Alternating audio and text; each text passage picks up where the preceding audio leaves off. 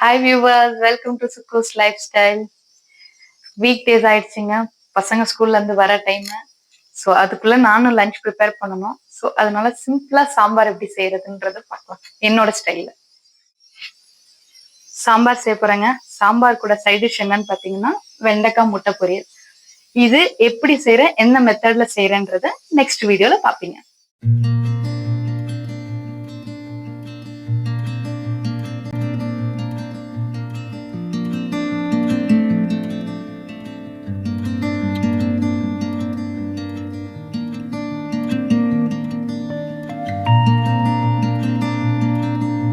வெங்காயம் நல்லா வணங்கிடுச்சுங்க. இப்போ முருங்கைக்காய் ஆட் பண்ணிக்கலாம்.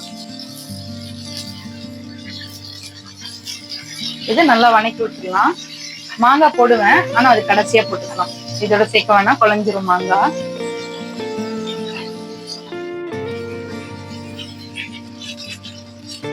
பருப்பு வெந்துடுச்சுங்க. ஸோ ஆல்ரெடி வேக வச்சிருக்கேன் நானு. ஒன்றும் இல்லை, பருப்பு, தக்காளி, பூண்டு, கொஞ்சம் விளக்கெண்ணெய் ஊற்றுவேன், சீரகம், பெருங்காயம், அவ்வளோதான். இப்போ இதை எடுத்து கொட்டப்போம். வணங்கினதை காய் எடுத்து இதுல சேர்த்து கொட்டிடலாங்க.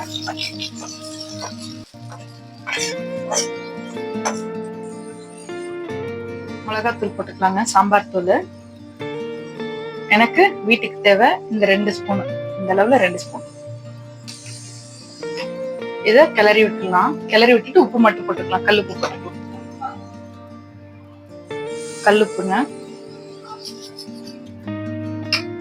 எல்லாம் போட்டாச்சு, க்ளோஸ் பண்ணியாச்சு. ஸோ ஒரு விசில் வந்தோடனே ஆஃப் பண்ணிடலாம்.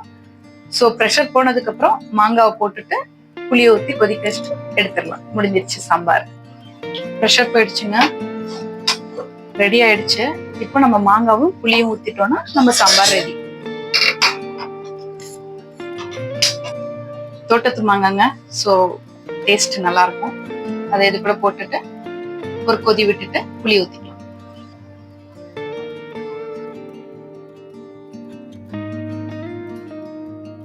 ஆயிடுச்சுங்க, நம்ம குழம்பு கொதிச்சிடுச்சு. கொத்தமல்லி தலை போட்டு இறக்கிடலாம். Sambar ready. See you in next video.